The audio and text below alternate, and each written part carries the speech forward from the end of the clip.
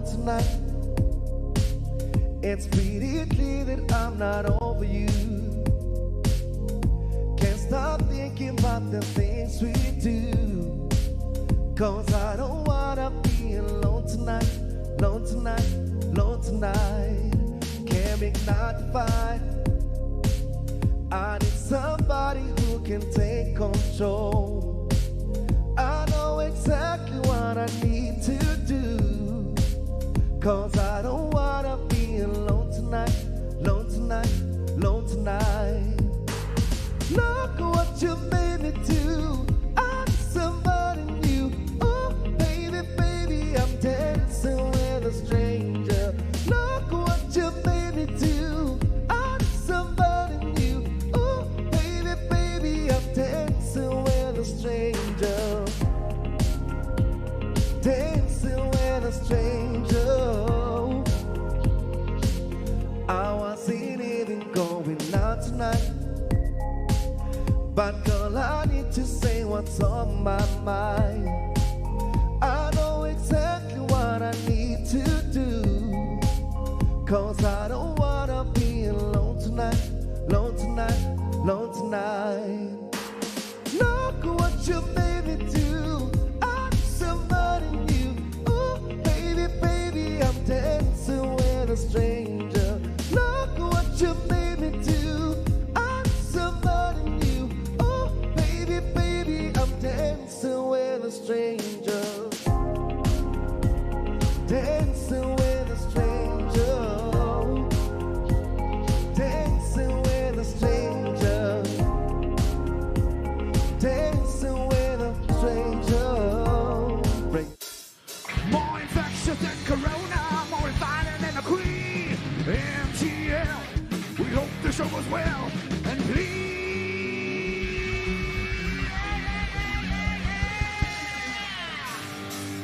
don't be cocky. Ha!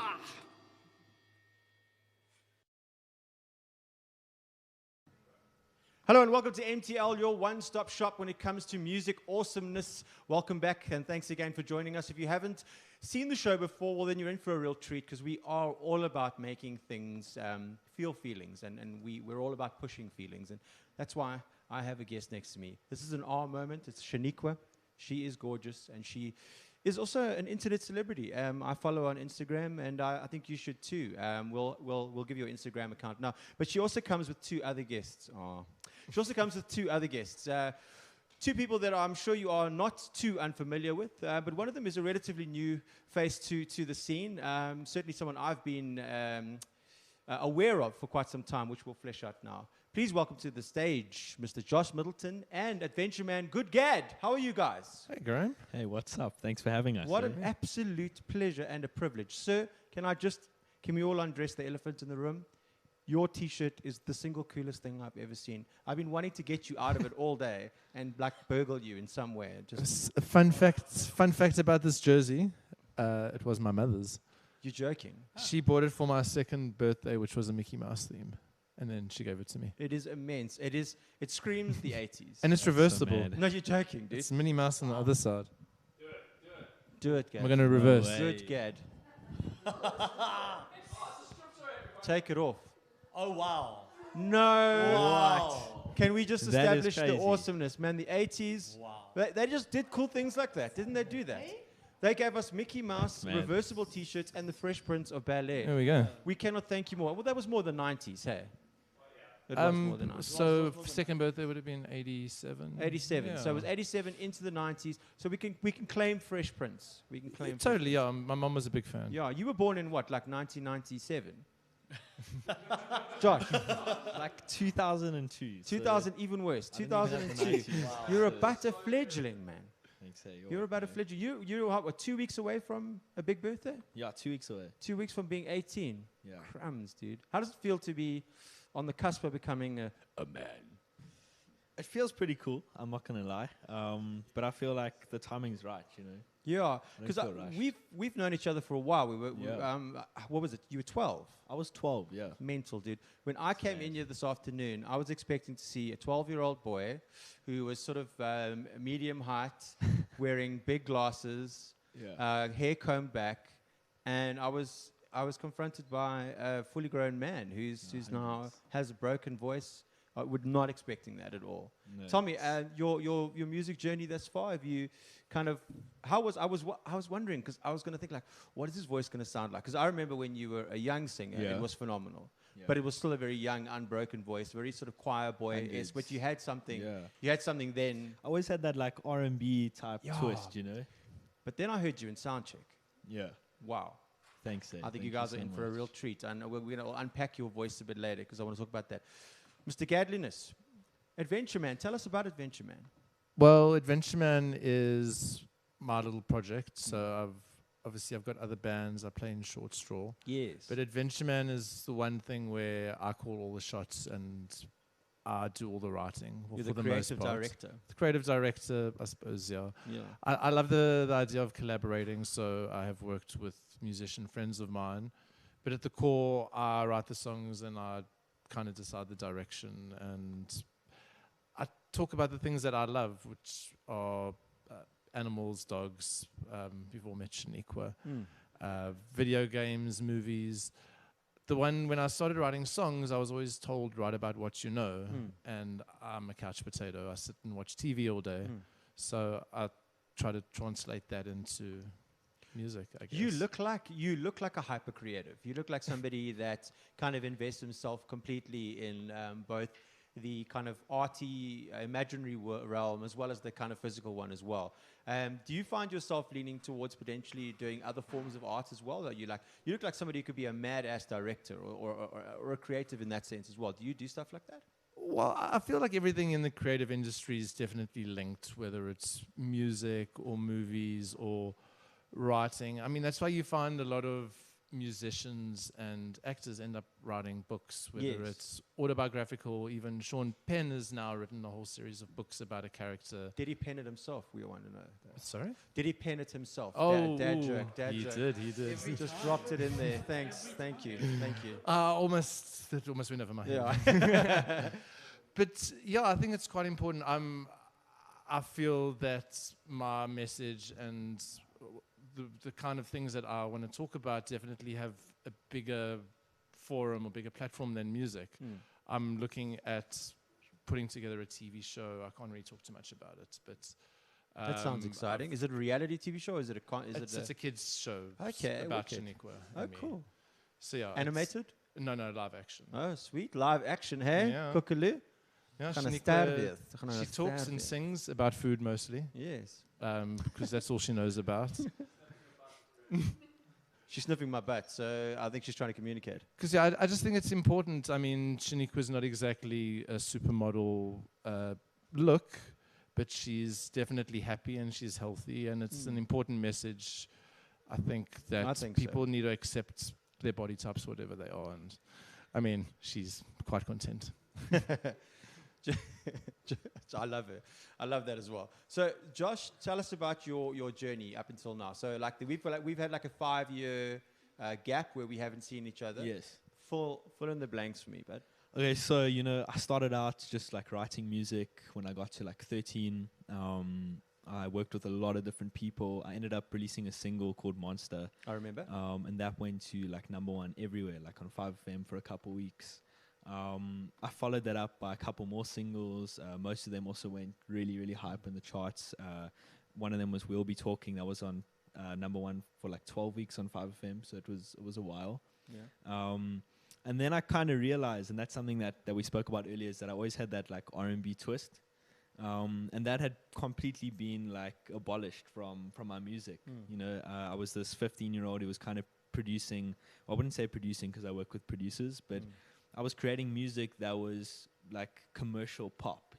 But you had the skill to do the R&B thing, and I think for a white guy, that is 100%. Like, not many Yeah. dudes out there that can do that, and Definitely. you had that skill set. you know? Yeah. Because I mean, like, let's call it. I mean, it's inherently kind of R&B is you have to have a certain set of chops to be able to do that. I exactly. mean, I'm getting nods in the 100%. corners here from peeps, and Jazz Cats over there is just giving me one of Yeah. these. Fact. No, hundreds. Yeah. So no, like I kind of guess that I think like with the music that I'm releasing now on my upcoming album, that I kind of go back to the roots of R&B and stuff. So the roots are there, the R&B. But when I heard you, there's something new in there now. There's something different in there. Do you think that you I don't want to say that you found your voice, because it's still a long journey ahead of you. But do you think that you find where you belong now in terms of a vocal thing? Because there's something very different there. It's not. 100%. Yeah, I don't know how to put my finger on it, and you'll hear what I'm talking about when you think it's super cool, and you've definitely got a skill set. And do you feel like you're in complete control of your voice now? Like whereas before, like answering your question, I kind of feel like I'm definitely closer to where I found my voice. Yeah. But I don't think I found it yet. That's why I say, like, my first album gave me the grounds to create and experiment and work with different people. And this next album is kind of like the gateway to something great in a way. Yes. And that's for what's to come, Yeah. And I think that's great. I've just grown a lot through that. Kiffness. Tell us a little bit about you as a muso. Kind of where did you start, and what brought you to? Because I mean, did Short Straw, was that your first band, or were you involved in other things not before at all. It was your first big major success band. Am I correct in saying? Yeah. So didn't really. I used to sing in choirs when I was a kid. I didn't actually start playing the piano until I was 13. All right. And at my school, the National School of the Arts came and kind of like offered a course. So I was able to kind of start a band with friends at school, Which is a big plus, yeah. Yeah. But it's we were guys in high school playing songs influenced by REM. So we weren't exactly like popular. It was sad, isn't it? Yeah, you were the saddest the band kids are like, this is the saddest band I've ever heard. Yeah, We had an optimistic. You could have been tinge. Radiohead. There was a little bit of U2. That's cool. Okay, cool. So it wasn't. We weren't exactly following the grunge scene that the other kids at school were doing. So I was definitely always on a different path, and it was weird because at the Battle of the Bands, those bands would always be the most popular, and I'd be like, but this music isn't. I don't know. It didn't feel original at all. So I guess I kind of got to be original at school, and then I started a band called Scott with The guy from Mnet, right? it was named Was after there a him. double T in one of the Scots? He was one T then two T's, Yes, but we were two T's then one Okay, T, cool, just in right. case people got confused. Yes.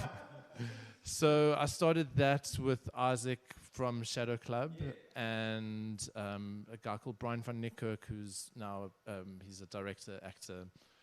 And it was super goofy. I used to play bass on the keyboard, and we'd write these. We called ourselves disco grunge. Okay. So it was like taking that grunge element, but just making it fun and silly. And from that, Alistair, the singer from Short Straw, says that we were his favorite band.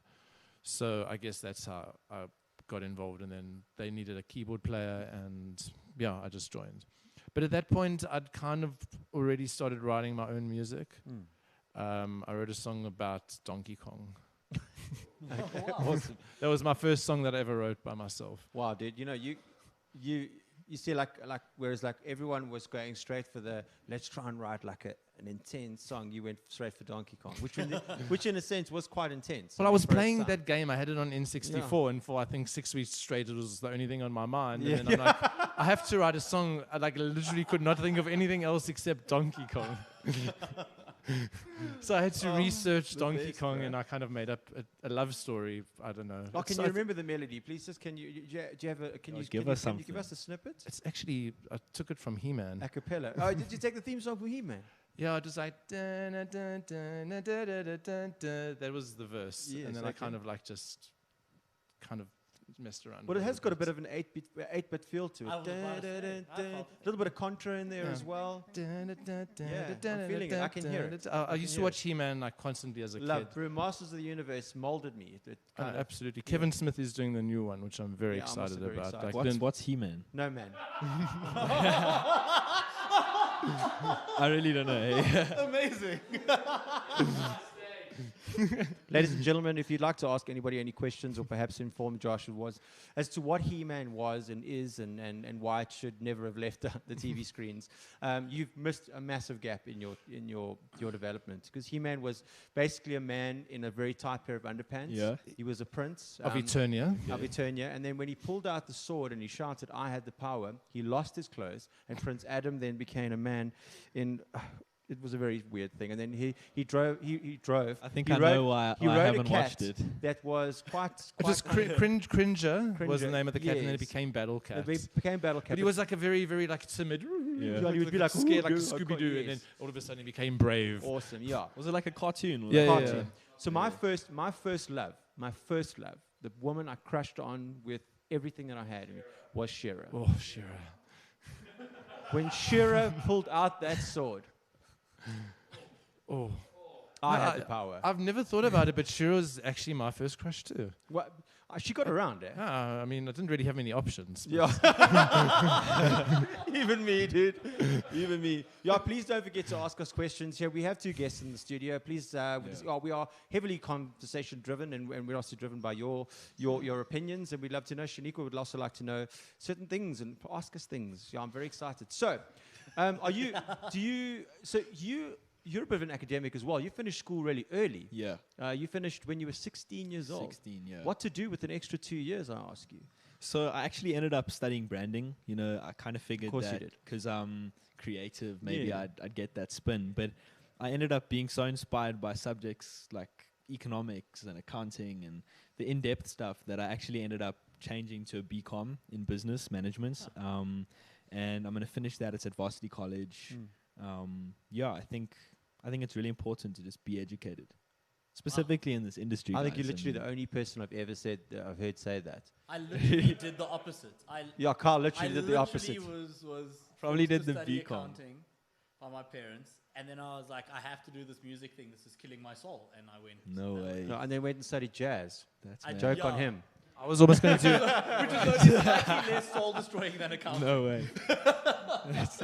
I was going to be an actuary. You were actually. My mom was pushing that. And then Bro, I couldn't. would have been a different think- life. Eh? Oh, But you look I like couldn't. you could be an actor. You like could actually. a lot of You could creatives- actually be one, I think. I would be a very annoying one. But I think you. Yeah. We'll unpack that now. So who's going first? Is Josh going first? I'm going first. Yeah. So I think, Josh, why don't you go and get ready, and then cool. we'll do a little bit of sounds like a plan. punting over here. Just don't stand on Shaniqua on I your way won't, out. eh? Yeah, let me do that. Yeah, so while Josh gets ready for his song, please, we'd like to thank the guys from BY Sanitize. Thank you so very much for coming in and scorping COVID in the bollocks for us. We really, really are privileged to have you come in and sanitize the studio each and every week. If you do want to use them, give them a call. It's BY's Sanitize, and they'll come into your offices for you. They look like Ghostbusters, and they're damn good. So I'm going to get over to Josh Middleton. Enjoy.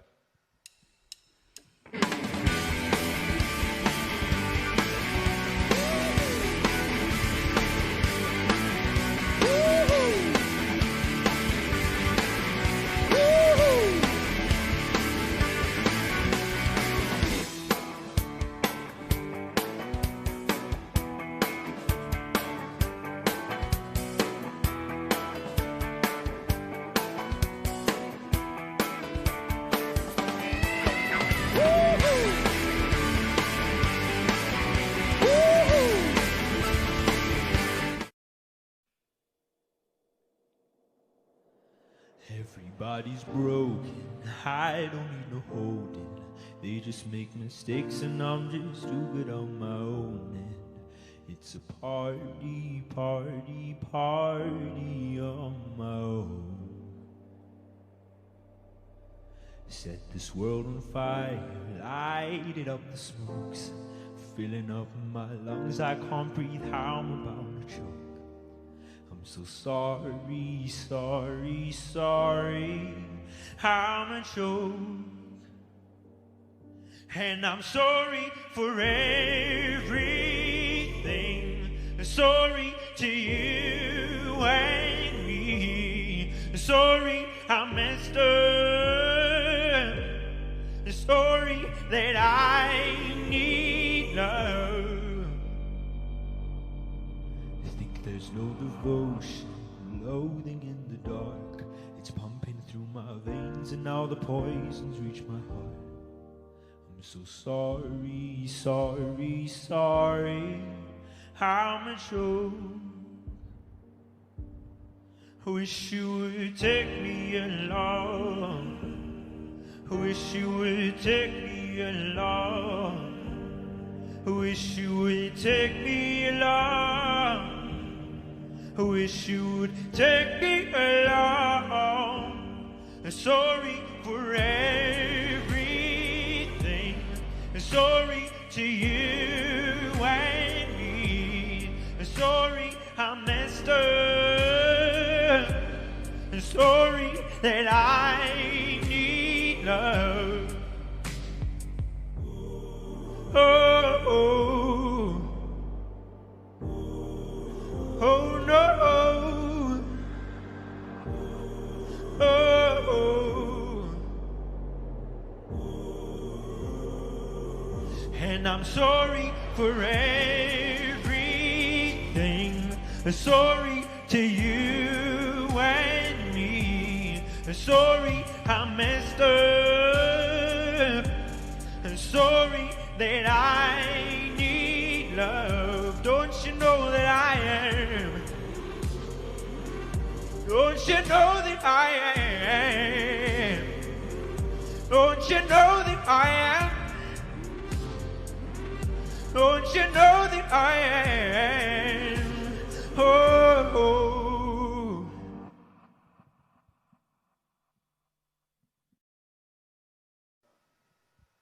And that was Josh Middleton with Somebody. I'm sure you will agree that that is an incredibly unique tone, particularly to South Africa, and I'm really excited to see where this boy's future is. Please welcome back to the stage Mr. John Middleton. Josh Middleton, come back in.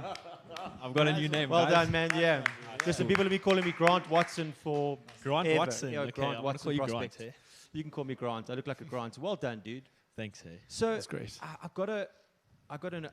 I've missed a huge part here. I missed puberty. So talk me through that, because I must be honest with you, when I first started working with you, way back when, I saw a kid who had an unbelievable potential, an unbelievable future, but I just wasn't sure what was going to happen when your voice broke. I was like, what is going to happen there? Exactly. Talk us through that, because whatever happened properly and it worked. Yeah. Were you coached vocally through that? Yeah, so, I had a bunch of friends who were telling me, like, their voice ended up breaking, and, they stopped vocal coaching, and they came back and they just couldn't sing anymore. Yeah. So we took the approach of just singing through it. So I had, like, weekly lessons throughout the whole process. I did, like, I think it was 2 hours, like, twice a week. Crumbs, man. Just of, like, vocal training, and, it paid off. Hey, it was Certainly, cool. man. Certainly. Talk me influences. You're obviously influenced, like a bit of a Ben Haynow thing going on there. I would say, like, influences probably like Rag and Bone. Yeah. I would say Lewis Capaldi. Yeah. But at the same time, I've got a huge amount of respect for, like, Lady Gaga. You were a big Sam Smith fan as well. if I Yeah. remember Sam correctly. Smith, John Legend. They're legends. Yeah, they are. Excuse the pun. They but are. Well, not yet. They will be in a few years' time. No, I think they're legends. Eh? Yeah. in my time. Well, yeah, you've got to, you've got to be around for a while before you can get wear that hat. But they certainly are going to be remembered as people that kind of shifted the way. Yeah. They were like pop music. I mean, we were talking about pop Exactly. music earlier. What is pop music? You were saying Billie Eilish reinvented pop music, and then we were also going, but is it pop music? Yeah, well, like you said, it's music that's popular. Yeah. So it just depends on what Yeah, people because like. pop music is like music that's popular, that everybody can relate to, and everyone can like sort of take their emotions and superimpose and go, oh, I had this happen to me last week, So like when I listen to Billie Eilish, I'm like, well, sometimes I haven't had that happen to me, but she still emotes in a very... Yeah. I've never been an 18-year-old girl. Fair enough. My producers just said you were never an 18-year-old girl. So I suppose that is a fair But comment. have you ever been the bad guy? I have occasionally been... That was a good never one. been the bad. Once or twice, but I'm too nice for that type of thing.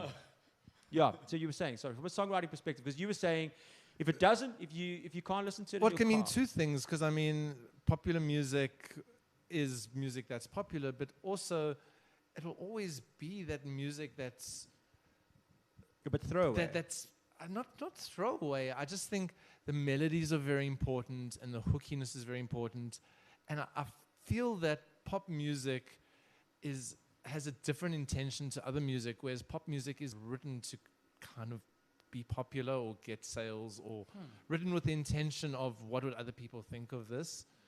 I think rock music and other music, I may be wrong, but it feels like if I'm not writing a pop song, it comes from a deeper, more spiritual, bigger place. Because you're in Short Straw, who I believe to be one of the hookiest bands. Yeah, it is pop music. So you guys did think of it with that pop mindset, not like just because I mean, we definitely did go through phases. I know, like our TMK album, we definitely weren't trying to write a pop song. We were just trying to be edgy and like just, I don't know, like trying to make ourselves go, oh my God, that was so cool. Yeah. But where I think the new song that we wrote, Beacon Isle, I think we kind of did write that with being a pop song in mind, and it definitely does change the way the production happens. And so from a consumer, okay, in terms of a Short Straw brand, the music is it's got a lot of textures and a lot of elements. One of them obviously is the vocal. The vocal stands out immediately. I think you can hear it a mile away. Yeah, you know Alistair exactly who it is. Yeah, you know Yeah. it's cool. But then it had an indie approach from the drums. You know, they kind of like that, like 16th. That's that little bit of disco in there, and cool. And it's fun. And it is super hooky. But I think what Gad is saying in terms of commercial pop music is that it is kind of like it's manufactured, it's engineered, it goes through a process where it's kind of it's hit factory material. You know, you got to hit the marks, the structure, the form, everything like that. Whereas music can become popular, but for different reasons because it is edgy. yeah, You know what I mean? it's like strikes a chord. Yes, because I think that's also what Desmond and the Tutus have in their favor, hugely so. And I think you guys ride, you're pulling the same sled there. No, You exactly, guys are because I mean, I always loved Desmond because they were this indie band, but then all of a sudden that album like did well, and then they're now like a pop band. It's a weird way to think about it. And I don't think it's a rude word, No. by any means. But it's just I feel like if you're trying to write a pop song, I just feel like the intentions Completely. I mean, look at the Beatles. The Beatles went from this like heavy rock band actually, and made this transition into the pop world, and all of a sudden became the most successful Do you pop know who stars. also did that, by the way? Maroon 5. They Right. were an underground metal band Completely, dude. before they went all poppy. Like Yeah. a So my proper wife saw them metal at a summer camp in Florida. In Florida, yeah, one time in summer camp in Florida, and she said there were these guys and they played, and she was like, oh, they were called Maroon something or the other, and then like 2 years later, boom, they were on the radio, Skyrockets in Flight, and then the rest is obviously history. So the bands do start out from an origin perspective, trying to create their own thing, and I think you as an artist now, that's something where you're family, because you work with producers and songwriters. Exactly. Did you write? Who wrote with you on that track? I wrote it entirely myself. Entirely yourself. Yeah. So I write all my music. Words and everything. Words, Lyrics, melody, words, chords, listen to me. everything, music. Lyrics yeah, and yeah. everything. Okay. Cool. But I think that you've hit on something, because all these bands kind of start with something they love, like you said with Desmond and the Tutus and Maroon 5. But I think that somewhere down the line they must have realized that in order to be successful, you have to have that commercial popular market. Ooh, you you're know? hitting a very sore And dong this here. this is quite But controversial. I think they need to because- find a balance, because I mean, I'm sure a lot of artists will change to be popular, but then realize that it's not what they're doing and then just stop doing it. To find a balance, which I think is kind of what Maroon 5.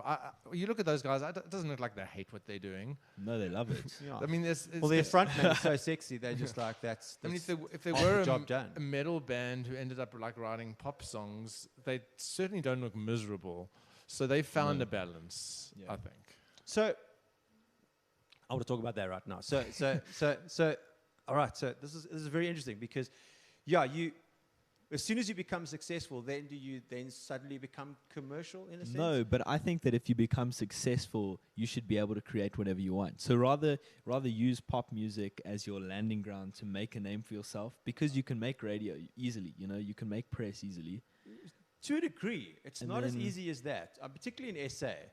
I mean, you haven't had a success of Yeah. of songs that have gone number Exactly. one and stuff like that. And Yeah. everyone in this room has had a taste of the success from the SA music industry, but it's not an easy industry to break into. But if you look at a Billie Eilish, for example, Billie Eilish is not conventional pop music, nor is a Lady Gaga, for example. So they did something, and then all of a sudden that became absorbed into the pop category, which is growing by the day. Because Yeah. they're just taking these. I see what you're saying. Billie Eilish is definitely off the beaten track. Lady Gaga still had this element to it, the four on the floor and the hooks. I think Lady Gaga's first stuff was And pretty very hooky. pretty current and pop. It was hooky. There It was was there was hooky for nothing days, that bro. was. I think only when she hit her third album, which was like art pop, then it went south and super electronic, and that's when she could kind of use her name to sell her music instead of her music. Well, she could embrace it. Like everyone already, she established this kind Yes, of idea exactly. of what she was, Hundreds. and she probably had a tour booked already. So she Yeah. could have just made the album 100%. she wanted. To be in a position like that is as good as it gets. I read production plays a 100%. big role there, though. Eh? That was what I was going to say. That was my Huge next. role. That was my next topic. I think production. I mean, if you look at a Billie Eilish, for example, her and Phineas. I know we keep on going back to them, but they are the most kind of. They're the freshest sound out there at the moment because they are exclusively responsible for it. They've got their little bedroom set up. They do their whole thing, and they're like, "We're not recording anywhere. You can give us $20 million budget. These curtains make us sound a certain way, and that bed sheet makes me feel a certain way, and I can write in my safe space." Yeah. And they are responsible for that. So that's why I say they've kind of been absorbed into the pop realm. So if you put another producer in there, obviously it's going to change that. So how many producers out there, like, will take a Josh Middleton who comes with an idea and potentially cock it up? I mean, you've worked with a lot of producers, I'm sure, in your days. Well, I mean, this is actually a really good example because Short Straw, since we've been recording at Harsey's Studios with Jacques Duplessis, who, Yes. in my opinion, is One of the best. in the country. Without a doubt. And it was for TMK. I'm not going to say who it was, but we got a very prominent radio DJ to come in and produce us.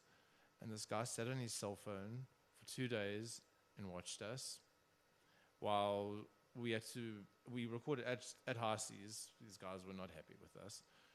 And 3 weeks later, this guy sent back a mix of which I can't even explain how bad it is.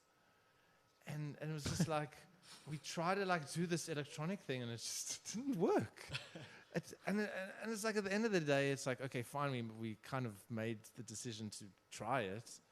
But then sometimes you just realize you are what you are and then you But I gotta mean, accept it. You know, the project that, I do, the project, well, GWP, we had a very similar thing where we were kind of like self-producing everything, and we thought, let's maybe try a new producer and go in with a whole new, maybe a new sound, a new direction. Went in there.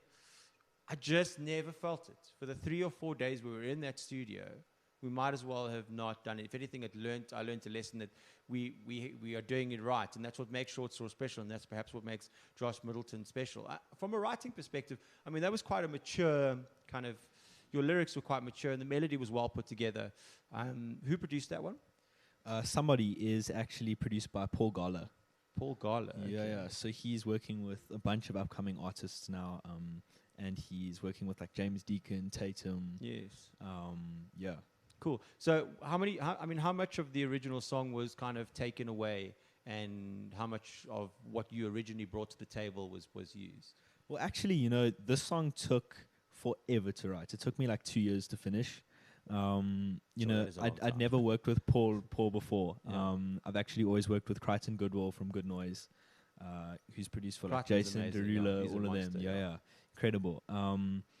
And I was kind of like, I need something different, and I know Paul is like super keen for that. So I worked with him, and I brought him the song, and it was actually like a mashup of 4 different songs, and we ended up combining all of them into this song because, I knew what I wanted to say in the song, but I just never knew how to put it together in a way. Because the chorus is not da da da da da da da da. It's nice. Exactly. It sits in Yeah. a good space for me. Would you play that in your car? Oh, absolutely. Yeah, because we This is if the you ever want to discussion. know whether a song is good enough, it's got to be able to be played in Gad's car. 'Cause Gad, Well, you see, like, that's how specifically. that's how you know a song's made it. That's how you know you've made I've got it. my Bluetooth JBL speaker. If it doesn't sound good on that, there we go. That's mad. Because you would were like saying, to send a review of your single. yeah, into guys, Gad. if you want to know if your song is ever going to make it, Gad's car's the place to listen to it. Yeah. That's so mad. Because what type of music do you listen to? Because I have no doubt it is super eclectic and has a variety of I don't think so. I mean, I like pop. I like pop. Definitely. Do you though? Do you? Okay. But more like indie pop, electro pop. Me I too, like yeah. artists who kind of like take those weird instruments and have that pop aesthetic and those melodies. And yeah, I mean, my favorite band is Cake, who use instruments like trumpets and just sing songs about cars. And I don't like cars, but I love Cake, and they can make it interesting. Yeah, and it's also your favorite food as well. You've got a bit of a sweet tooth, don't you? Absolutely. Yeah. I It's quite a just nice name for an indie band. I Yeah. don't like cars, but I love cake. Yeah. I love Yeah. cars, but I love Cake. Yeah, so I guess I just like to have something stuck in my head, earworms, I guess. I think that's all of us. We love the earworm. I think the earworm is the ultimate goal as a musician. I Yeah. mean, you can't see Lindo because he's behind us, but he's shaking there. And of course, so is Kyle. And I think all of us know, we like, even as a consumer or as a writer, the earworm. And even when you're writing a song, when you sit down for the first time and you get something, you know the part of the song that sticks for you. That's the song that sort of magnetizes to you. And you're like, okay, I need to build a song around that. And then sometimes that actually gets tossed away but it is definitely the seed to a much bigger hook or an earworm in a sense. Because I mean, I often find like people like, talk about a writer's block, and I don't know. I don't know if it sounds cocky to say writer's block isn't a thing. I think it's obviously just a state of mind. Like to me, whenever I have writer's block, I'll just go find a song by Crash Test Dummies or Crowded House. Crowded House, man. To me, like the two greatest bands in the world. And I'll go sit and do one of their covers or start practicing, and then I'll make a mistake, and then that'll become a song. Okay. Like it's so weird how often that happens. Or I'll sing a melody, I'll try to remember the melody of the song, and I'll get it wrong, and like that actually catches on, And it becomes something else. and that becomes mine. A lot of tracks that I've played in my life, or I've written in my life, have been similar to that, where you've taken maybe the form of a popular song, and then you've adapted it, and then you've changed a few things, but you kind of it gives you the structure. I mean, do you write like that? Do you do a lot of I covers? remember it wrong. Yeah, you remember it wrong. Yeah. I think like my writing process is like super all over the place. I actually don't listen to a lot of music. I wouldn't say like I don't enjoy it, because I enjoy certain songs, but for me, I've got to be really in touch with like how I'm feeling in order to write something that like I kind of feel like. I don't know if you can understand that. I totally understand that. You know what I mean? So if I'm Totally. listening to other people like writing stuff, then I don't want to copy them in a way. But I think it's important to have references and like a direction. you know? Completely. Important Completely. word Yeah. there. Talking about a direction and talking about things, let's get Gad on the piano. Will you do a little track for us? Okay, cool. What are you doing Let's for us do today? it. I'm going to sing a song about my little sweetheart, Shaniqua. Shaniqua. We're going to sing a song about Shaniqua because it is International Dog Day. if It I is understand. indeed. It is indeed. We have another That's dog in the mad. studio. Olivia Newton-John. She's around here somewhere, but Drinking water. she's drinking water, but it's okay. Hello, my angel. We'll get her back when Shaniqua comes. She's coming. There she comes. Okay, well, I'm going to take Shaniqua's going to come and join us. You go join us. Go, Shaniqua. You guys all go together. A huge thanks to the Sundowner Pub for providing us with food this evening. Thank you so very much. And, of course, for the beers, if you do want to go and get a pub lunch and a nice beer, go to the Sundowner Pub here in, of course, Sundowner. Thanks so much for joining in. Please leave your comments and throw lots of hearts. And here's a song about a dog. Take it away, Gad.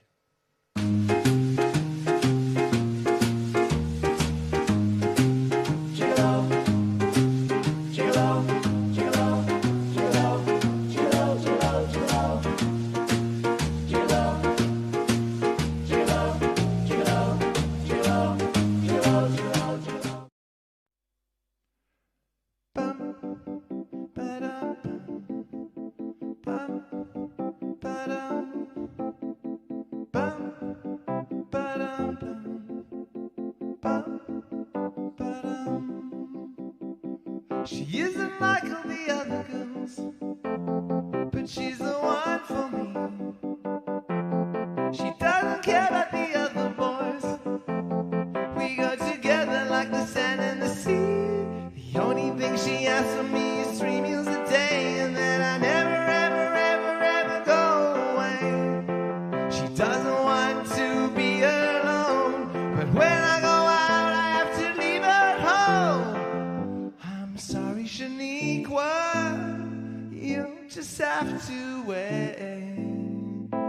I don't want you to run away, run right out this gate. Bum, ba-dum, bum, ba-dum, bum, ba-dum, bum, ba-dum. I let her eat at the table if she behaves herself. She doesn't have any manners. It doesn't matter, you can't even tell. When I take her out in public, people just stare like they've never seen a thing so perfect standing over there. Sometimes they come and scratch behind her ears, but if they overstay their welcome, it'll end in tears. I'm sorry, Shaniqua, you'll just have to wait. I don't want you to run away, run right out this gate. Stay with me, stay with me, stay. Stay with me, stay with me, stay. Stay with me, stay with me, stay. Stay with me, stay with me, stay. Stay with me, stay with me, stay. Stay with me, stay with me, stay. Stay with me, stay with me, stay.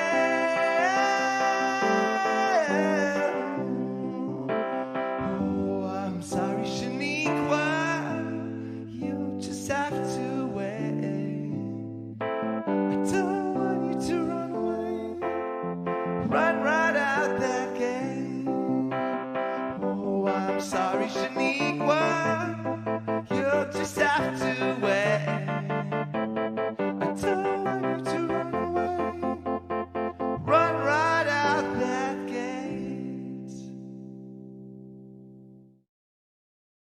And that was Sorry Shaniqua by Adventure Man, who is, no doubt, yes, come here, mate. Come here, come back on. Yeah, we go. Before we unpack your song, you have another Mickey Mouse T-shirt. I'm jealous. Yeah. These things. I went all Disney today. This is wonderful. Do you like Actually- Disney? Are you a Disney fan? I am. The greatest shop in the world. Okay, I haven't been all over the world. I've been to a few places. But the greatest shop in the world that I've ever been to is at the Hong Kong International Airport, and it is the Disneyland shop. It is just heaven. Man, so you obviously are a Disney fan. Favorite Disney movie? You look like a Little Mermaid fan, though. I love Little Mermaid. I think Finding Nemo. Finding Nemo. It like really struck a chord. Yeah. I like Finding Nemo. Yeah. Yeah, it's good. I've always been a big like classic Come back. classic Mickey Mouse fan. Come I used to watch you're those wonderful. cartoons endlessly as a kid. Yeah, man. I remember I have memories of a gold. It was Mickey Mouse in gold, and it was just all the classic cartoons. And I didn't have many original tapes. My dad used to Record them on. Yeah, you'd figure VHS. like if you just the anti piracy was if you put a piece of tape in front of the tape VHS before DVDs. Oh wait, DVDs were before streaming. Physical. Yeah. Also, Disney movies weren't in 3D Yeah, then and either. they were actually drawn by hand. The Yeah. originals were actually then, not now. There was a Jungle Book and a Lion King before. Yeah. So and Tugboat Willie. That was Mickey Mouse's first name. So What? Tugboat Steamboat Willie. Willie. Steamboat Willie. Well, it was he drove a Tugboat. tugboat though. But he did drive a tugboat. That's I why I'm think that getting was the European title. it. Just the fact that his name was Willie is just. I mean, Willie and Mickey Mouse, two massively different. So when my dad figured out he could copy these VHSs, I had a whole cupboard full of VHSs with He-Man and Smurfs. And when I was 3 and I didn't even know what reading was, I was able to identify because I think it's what we refer to as a latchkey kid, Yes. where you'd kind of just be left at home and your parents would go work. Yeah.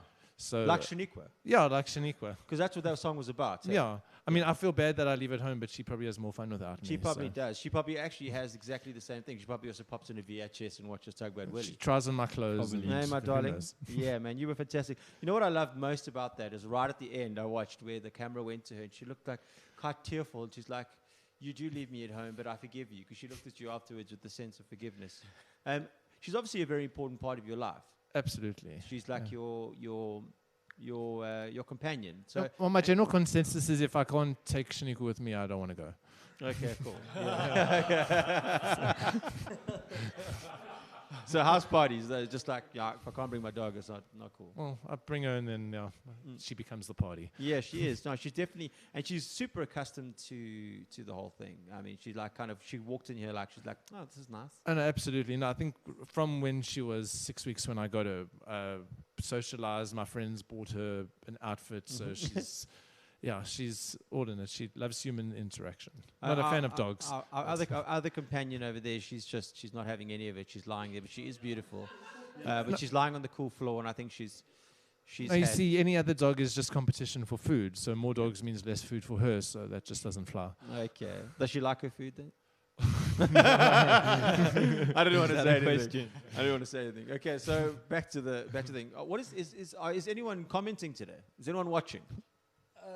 Your wife dropped one comment. Yes. It's always a She good said, thing. "At Adventure Please bring Man," bread. and a lot Oh, of did you leaves. say please bring bread?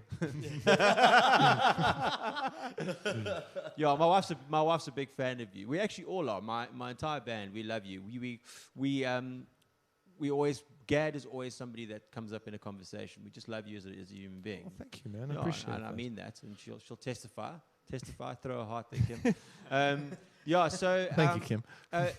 Talking about traveling, you're talking about traveling, and you love Mickey Mouse. You did a bit of a European tour, Josh. So I actually sold out my first European tour like last year in What? January. We did 8 shows. Get out. Yeah, no, we did. You don't 8 need this shameless punting on the show. We're doing nothing for you. This is brand damaging. Yeah, so sorry, carry on. You know, like so we did 8 shows. We did like 2 in London, Liverpool, Paris, Zurich, Frankfurt, all over. Terrible. Really. And it was the best experience ever because I could finally we've got so many fans these days on social media and on Spotify and everywhere. How nice is it playing overseas? It's amazing. It's completely different to performing here, I think. You know, It is, yeah. They I think just- from everything, not just from like a music culture, but also like their engineers and their And gear, just the respect, the respect. backstage Yeah, room exactly. and Everything is totally exactly, different. yeah. They treat you like artists. And Yeah. it's just Yeah. And then you walk up there and it's they've like done like a how- line check for you.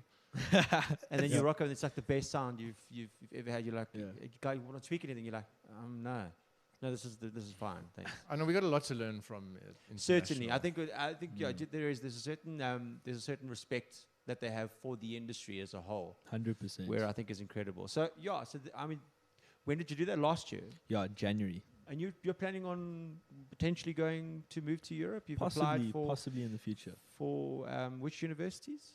A bunch of them. A bunch of them. And you want to go bunch of into AI? Well, you know what? Ultimately, I want to go into business. Okay. But I've got no idea where I want to specialize. So whether that's in artificial intelligence or machine learning specifically. But I mean, I could even go into finance, like anywhere really. So Don't go into finance; it'll kill you. You'll be wealthy, but it'll kill yourself. Yeah.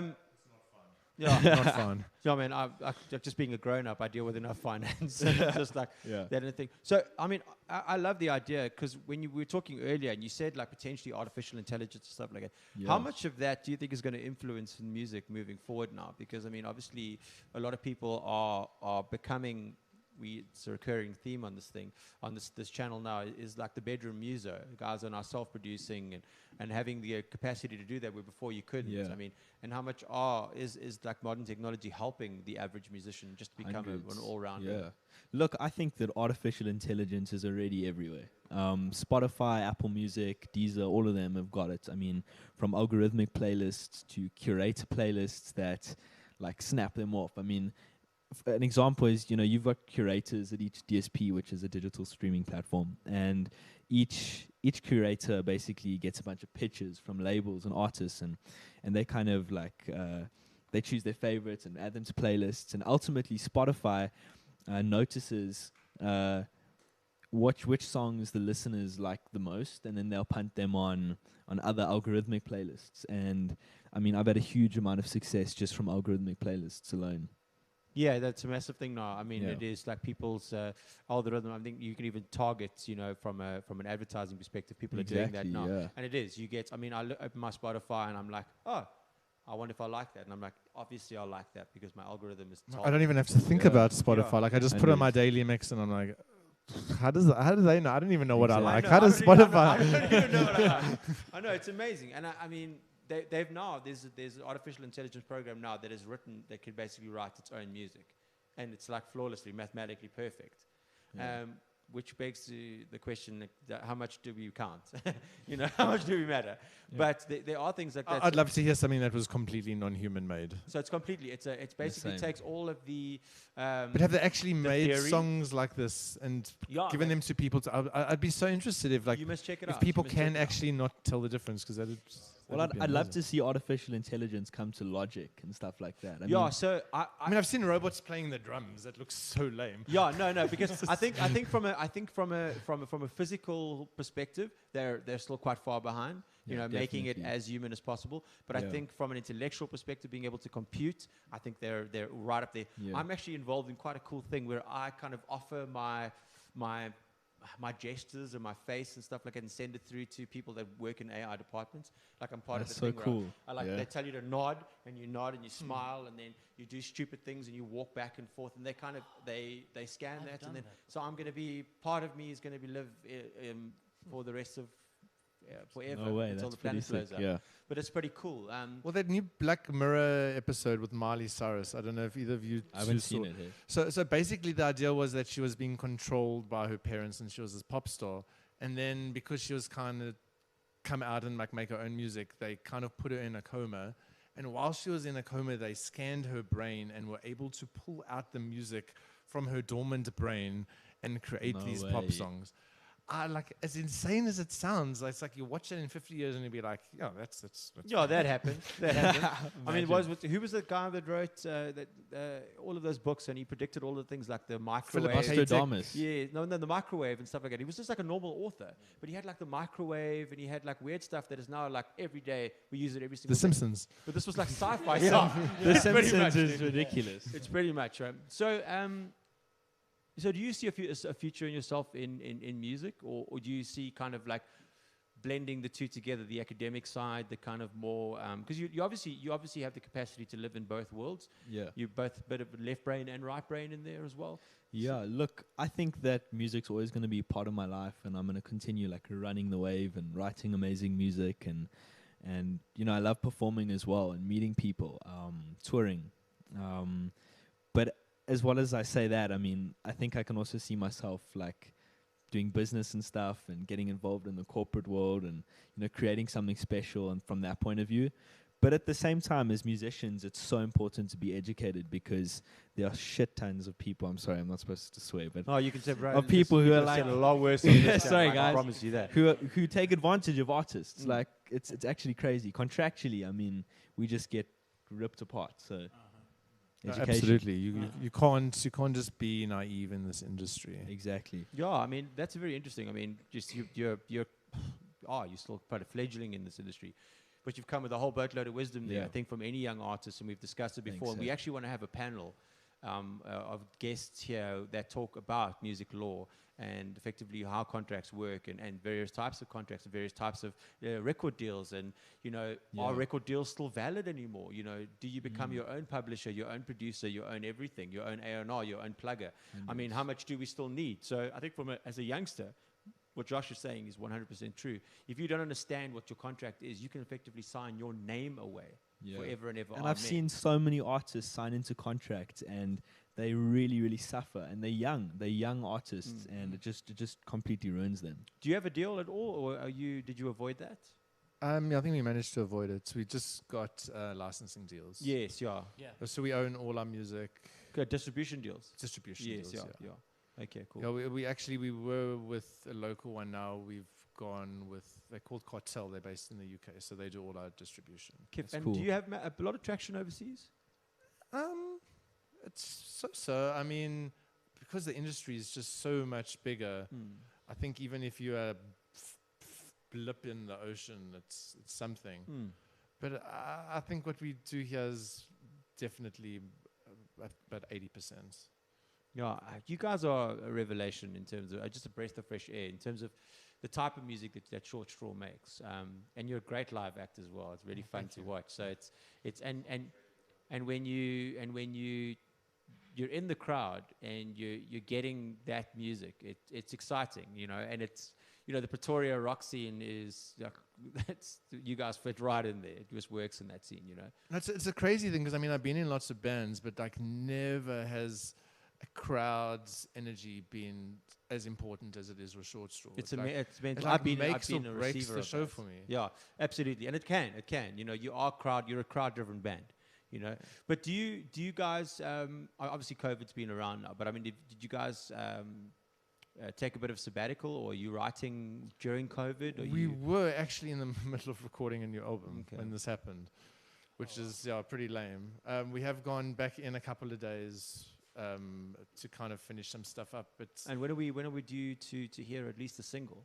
Well, I mean, the one song, Beacon Isle, we released last year. So we got some stuff pretty close. We got to go into studio soon. So I don't know, maybe in the next couple of months. Would you guys like to come and play on a full band one night and just come and play a couple of songs for us when we're back on the scene? Yeah, I'm sure we can. This place Pull is in. awesome. We'll figure it out. Well, we'll figure it out. We'll feed you. Oh, yeah, Sweet. It's sold. now binding. It's been recorded. So it's now binding. I'll have a jar of sweets for you. We once played at the opening of Wackerberry at Rosebank because they told us we would get a lifetime supply of Wackerberry and we did not. And I still hold a grudge against them. You were lied to. The deception. We got a coupon book for 20. Like I'm actually shook, Ted. it was bullshit, dude. Like why would we have played that show? Why in a million years? That's such a good But deal. I tell you, if I walked into if I walked into a Wackerberry and I said, listen, I perform for this ice cream. You give me this ice cream right now. You'd get met with like some form of resistance. But I mean, if I were you, I'd push through, mate. I'd go there and just say, listen, this is my Wackerberry. I made a noise. Yeah, actually, I think they've gone under now. Yeah. Well, they should have. It's common. If they didn't go under, then I would have been able to use my unlimited free Wackerberry. I would have kept them going. Yeah, you would have kept them going. by not paying them. They were great, but you would have avoided the banana flavor.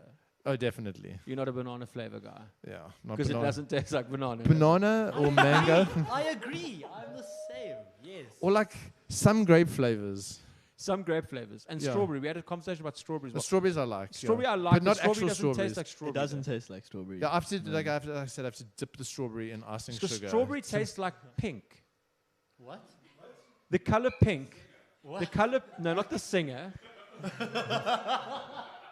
That would be awkward.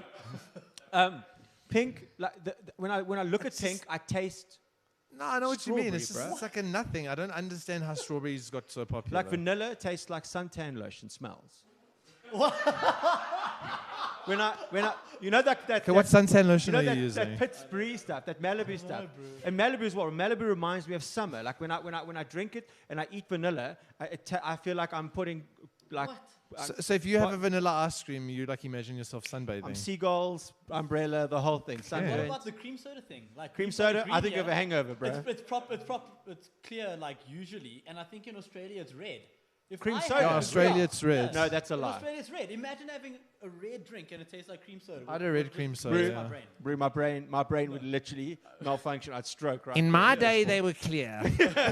No, I remember that. I remember they were clear, and then they just added the green. Yeah. But they've still got brands who do them clear. Yes. Do they? It's like the Yeah, yeah, yeah. Frankie's. The Exactly, Frankie. original, Yeah. With an E.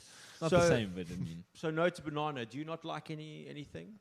We had a thing. I don't like peanut Like butter. yes to actual I feel- bananas, but no to No I autumn. to feel like it's artificial. chocolate chip cookies, like Haagen-Dazs, like not like banana and like So you do Great like flavors. chocolate chip cookies? Anything chocolate and vanilla, hey? Like Yeah, I'm even also a bit caramel. like that, or caramel, bro. That's my weakness. Yeah. Mind you, I did have a banana Haagen-Dazs and it wasn't bad.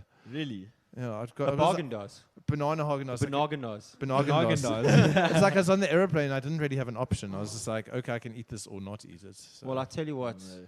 Next time you come, I promise you not to have anything banana flavored. Yeah. okay. And I promise to have That's everything choc chip flavored. Yeah, when you go, and I see you There guys you again. go. Thanks, guys, for you being so on the much. show. Thanks for sharing your talents with us. Yeah. Good luck on the Short Straw album. I'm incredibly excited for you guys. Josh, Thank you, man.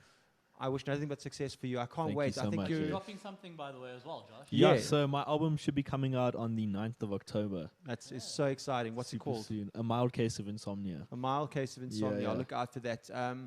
Perhaps when it drops, we'll have you back, and you can maybe 100%. perform. That's awesome. I'm incredibly excited. It'll obviously be on Cool. Spotify, Apple Yeah, Music, everywhere. all the various things. 100%. And then check it out. Facebook. Yeah. Where can we find you? At Josh Middleton SA. At Josh Middleton Everywhere. Essay, and then Adventure Man. I've got my new track, Boomer, that I released last month about Cannot- my cats.